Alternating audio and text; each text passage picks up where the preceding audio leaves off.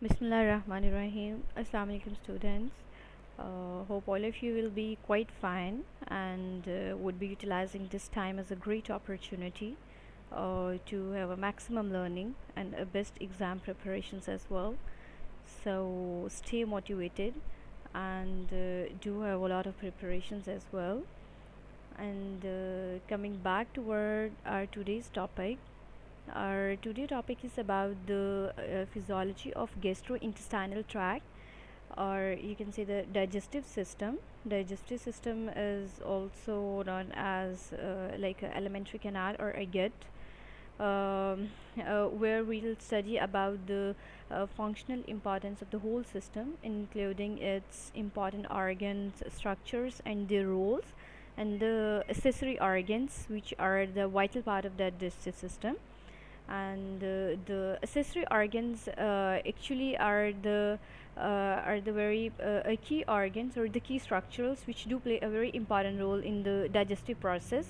And there are many accessory organs which are do included in the digestive system, which include the salivary glands and the liver, pancreas, and each of these organ actually either secrete or store the substances that passes through the ducts to the alimentary canal, which actually aids the process of digestion.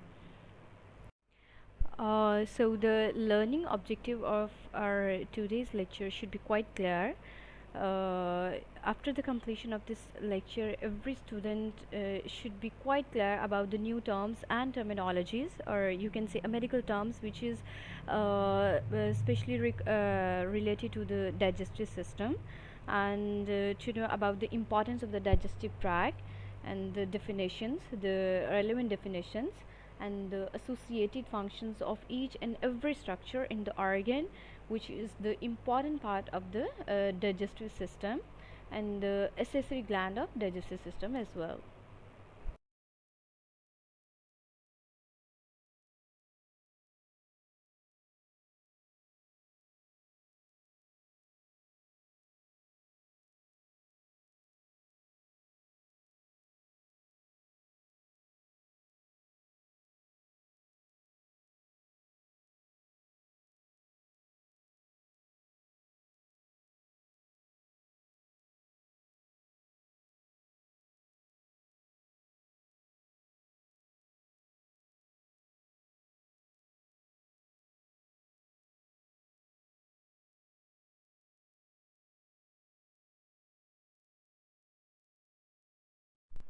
Okay, so coming towards the parts of digestive system, as we all know that the system is actually a combination of different structures, organs, or the different component, and each and every structure and organ do have their very important role, and all of the structures and functions perform their own the work in a highly fashionable way, which results in a common function of the whole system. When talking about the digestive system do have got all the important structures. It do include the accessory organs as well, and it's starting from a mouth, esophagus, stomach, small intestine, pancreas, liver, gallbladder, large intestine, rectum, and ending at anus.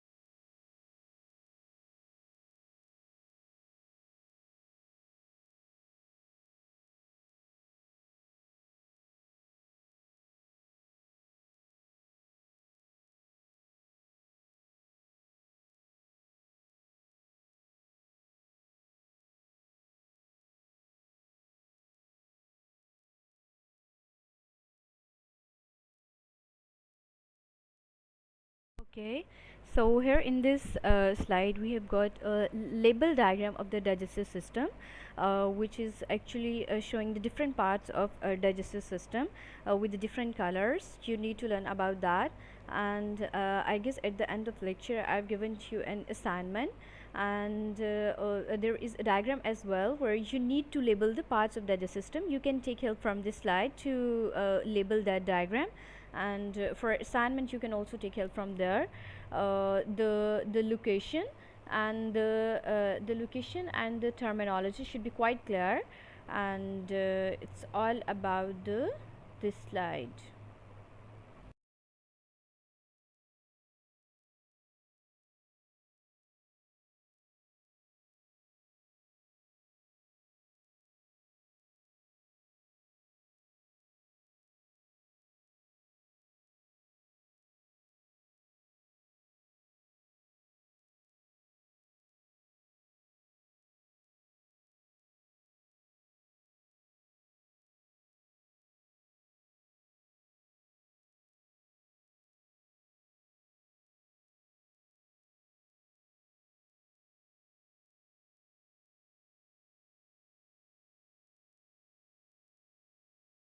Okay, so here we go with a bit of the note about digestive system. Digestive system, also called the alimentary canal, as we have already discussed, gut or the gastrointestinal tract. And in the gastrointestinal tract, actually, it ensures the movement of food that occurs through the whole system, which is starting from the mouth and ending at anus.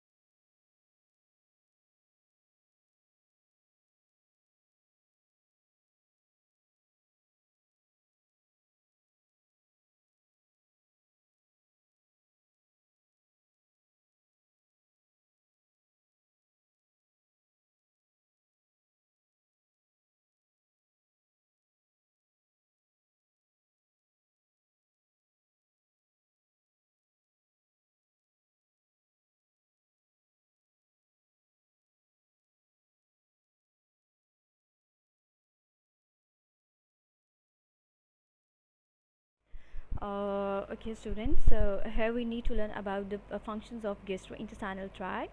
And in order to understand the functions of gastrointestinal tract, there are some of the terminologies which are mentioned in the coming slides. All of you need to learn all those terminologies so that you can have a better concept about the whole system and the functions as well. Okay, the functions of gastrointestinal tract, it includes the ingestion and consumption of the food substances that we eat, and breaking down of food components into small particles, and transportation of those broken particles of the food to the different areas of the tract for the further processing of the food, so that the nutritive part or the nutritive components can be taken out from that food, and the next process is ensure. It also includes the secretion of the necessary enzymes which are required for the digestion of food particles, and digestion of the food particles, those food particles upon which the enzymes activity or the enzymes function has been done. And actually the enzymes are released to make the proper digestion and absorption of the food as well. Then the excretion of the waste product of the digestive system from the body. And the alimentary tract also provides the body with the continuous supply of the essential electrolytes, vitamins, nutrients and water, which we do eat and take with the help of all the solid food or the liquid food. And the circulation of the blood to the gastrointestinal tract ensure the removal of the waste content with it's away from the tract. And the gastrointestinal system has also its own nervous system, which is called the enteric nervous system. The bit of the detail about the enteric nervous system or the nervous system of the gastrointestinal tract is provided in the coming slide. And it lies entirely in the wall of the gut, and beginning from esophagus and extending towards the anus.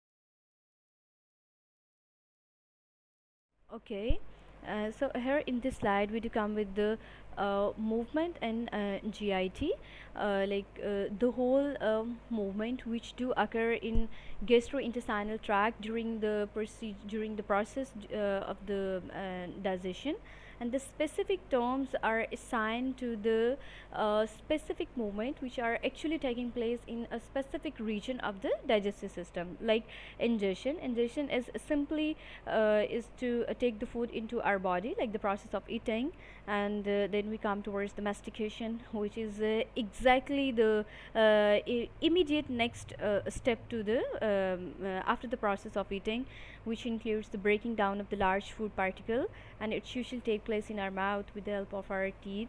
And then the propulsions, which include the passing of food down to the gastrointestinal tract. It includes the swallowing and the peristalsis. Now, what's the peristalsis? It's the worm like movement, in a very irregular way, in very irregular fashion. It also take place in a alimentary canal or the other tube like organs to propel or to push the food contents from one part to the next one. It actually consists on a wave like contraction, okay, which ensure the movement of food to the next part. And then comes toward the absorption, which is simply the passing of the food particles into the bloodstream. Okay, so here we come with the mechanical digestion, which include the chewing, mixing with the saliva, and the bolus preparations by the tongue action. Then we come with the chemical digestion. In a chemical digestion, the food is broken down in smaller particles, which is accomplished by a enzyme which is present in a gastric juice. Now you should be very clear about the mechanical digestion and the chemical digestion. In chemical digestion, there is a enzyme role. Okay, there is enzyme role or the different you can say secretions and enzymes which are being present in different secretions like a gastric juice, and they do perform their action on food particles to let them break in further smaller particles for the proper absorption of the food particles into the bloodstream. Then we come with the defecation, which includes the elimination of the indigestible food substances, you can say a waste material as well. And the digestion is actually a chemical breakdown because enzymes are taking part over there, and it's the chemical breakdown of the complex biological molecule into their component parts, which include like lipids into fatty acids, proteins into amino acids, and carbohydrates into simpler sugar. Means the complex molecules or a complex food or the macromolecules of the food which are being taken, they are they are degraded or they are break down to a very fine molecules and to ensure their proper absorption. Okay. So here in this slide we go with the basic processes which are necessary to complete the degradation or the breakdown of the eaten food, and these four process are the mechanical degradation, liquefaction, and the enzymatic hydrolysis. So in mechanical degradation, what happen is the chewing and churning of the food which is being taken, and the liquefaction happen with the help or the effect of the secretions which is being secreted by the accessory glands which is present in digestive system. Then the enzymatic hydrolysis, like the amylase is a enzyme which to break the starch molecule in a monosaccharide sugar substances. So here we again need to be very clear. See how the complex biological molecules are getting in their simpler and simpler form, like the starch molecule. See how it's converting into a monosaccharide sugar subunits. The complex molecules are actually getting into their simpler form to ensure the proper absorption into the blood to the digestive system.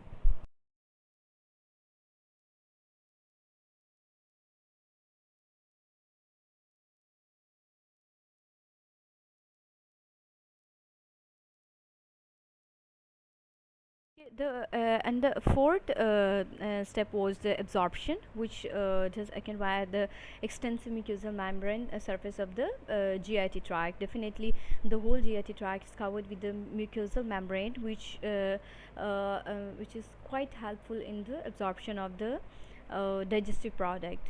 And the entire gastrointestinal tract is described as a regionally specialized tube, with each region being specialized to carry out one or more of the above process of the digestion that we have just discussed, the four processes. For example, the mouth is specialized for the mechanical degradation by chewing or liquefaction by the salivary secretions, and for the limited enzymatic hydrolysis via the salivary amylase. And the water and some of the drugs are also absorbed across the oral mucosa, like the nitroglycerin, which is usually used for the sake of angina pain, and that's usually like placed under the tongue, because there is it is considered that there is very rapid absorption of the nitroglycerin, which is placed under the tongue for the angina pain. But according to new recommendations, it was also advised that nitroglycerin should be taken orally with a sip of water. And but the practice was, and this thing is also is in practice right now, that you can place a nitroglycerin under the tongue to have a very appropriate and the quick results. There is no specialization in the mouth for nutrient absorption. It should be very clear that there shouldn't be any specialization of the mouth in for the nutrient absorption. So, okay, coming with again a very important slide, which include the characteristics of the gastrointestinal wall. It's all about the structure. So the wall of the GIT has the following layer, which do play their very important role at each stage of the whole process of digestion, which do take part in the absorption of the nutritive product from the digestion. So it includes the serosa and the longitudinal muscle layer, circular muscle layer, the mucosa, and the motor function of the gastrointestinal tract is performed by different layer of the smooth muscles.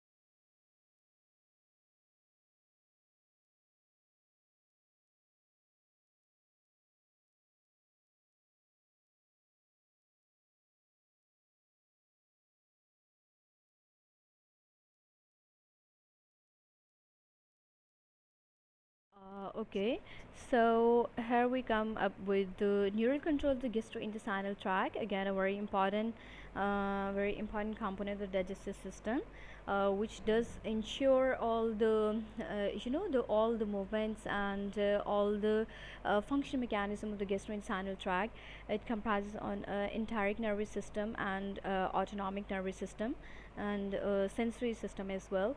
So the enteric nervous system is comprised on a two-step, the mentoric plex and the submucosal plex, and both of them have got their own defined functions. Like the mentoric plex control the movement of the digestive tract, and the submucosal plexus control the gastrointestinal secretions and the local blood flow, like the blood flow at a specific region, and the secretions as well.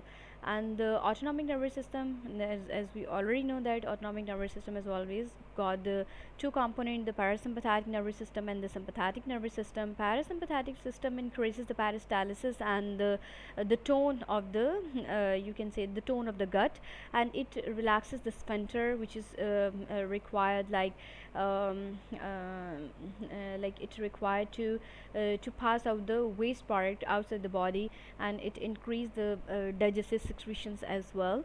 And the sympathetic system, which decrease the peristalsis and the tone as well, it control the sphincters or let them contract or close, and it also decrease the digestive secretions. The sensory nervous system comprises on the efferent sensory nervous system, or the efferent and the efferent travels both towards the plexus of enteric nervous system, and the efferent travel through the sympathetic nerves to the spinal cord to ensure the proper functional control of the digestive.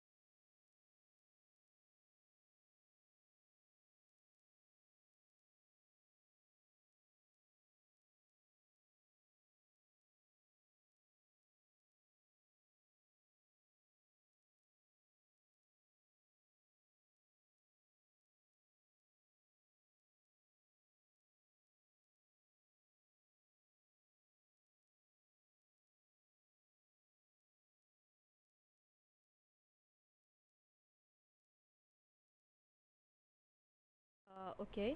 Up till last slide, we were like studying about the basic components of the digestive system, which are playing their vital role, which are actually ensuring the no digestive activity. From this slide onward, we'll study about each and every part, or the each and every component of the digestive system, which do play the role directly in the digestive system. Coming up with the first part of the digestive system is the mouth. Mouth is the first portion of the alimentary canal that receives food and secretes saliva. Okay, and the bolus formation take place in the mouth, and the food that has been chewed and mixed in the mouth by saliva, and chewing help to reduce the food particles to a size that can become readily available for the swelling. Definitely the food particle which we are actually taking directly into our mouth, that should be in such a fine form that that can be readily be swallowed through the esophagus, and it can proceed to the next steps and the next part to ensure the whole process. And the saliva adds the digestive enzymes, water, and the mucus that help chemically to reduce the food particle, like to reduce their size, to make them more fine, and to make them readily available for the absorption, and or to go through a proper digestive activity. And it does hydrate them for the taste and lubricate them for the easy swallowing. Once the bolus reaches the stomach, mixes with the gastric juices, and become reduced in size, again it become more fine, and the food mass become known as chyme. Okay, and the saliva is released from the salivary glands. That's quite clear. Okay. Here we go with the mastication. It is the process of chewing when the food is cut and ground in a very small or defined pieces with the help of our teeth. It takes place in mouth incisors, and the interior teeth provide a strong cutting action for the food which is being taken into the mouth.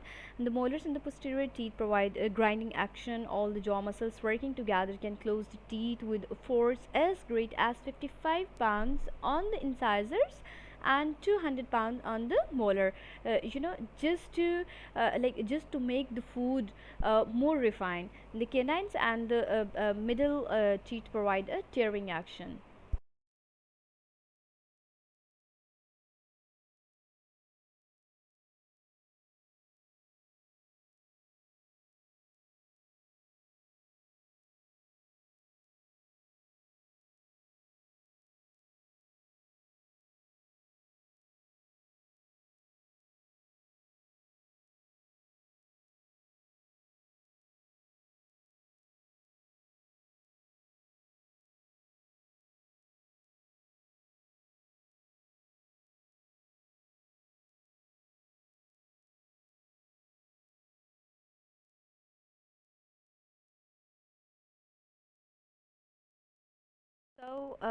Here we go with a chewing process, and it is caused by a chewing reflex, and the presence of the bolus of the food in our mouth, the food which is being taken in our mouth results in the formation of the bolus, and actually that bolus causes the chewing reflex, or and that causes the reflex inhibition of the muscles of the mastication, which allows the lower jaw to drop, and the drop in turn initiate a stretch reflex of the jaw muscles that leads to the rebound contraction.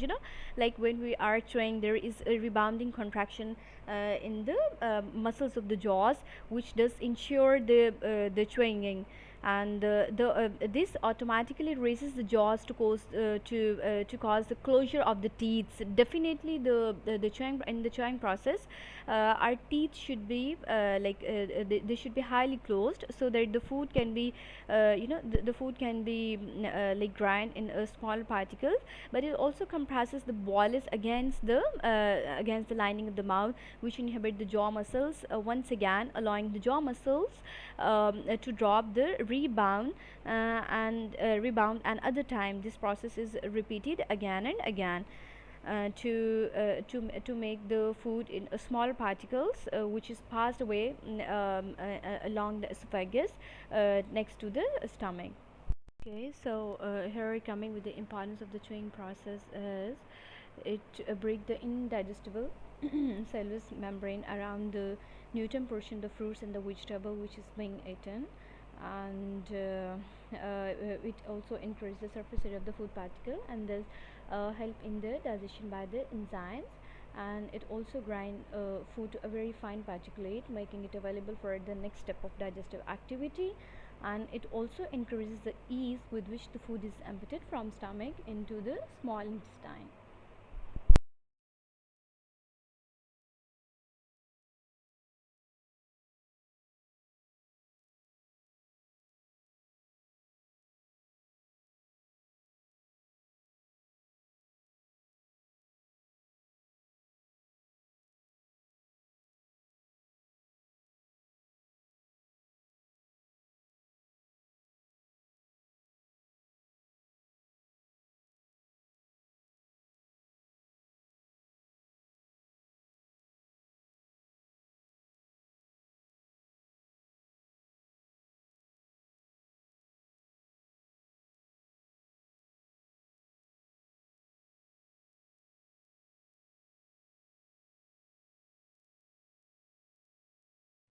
Okay, it was all about our today's topic, and it's a bit of the assignment where you need to label all the part of the digestive system. You can take help from the slide that was mentioned earlier, and there is bit of the other assignment as well.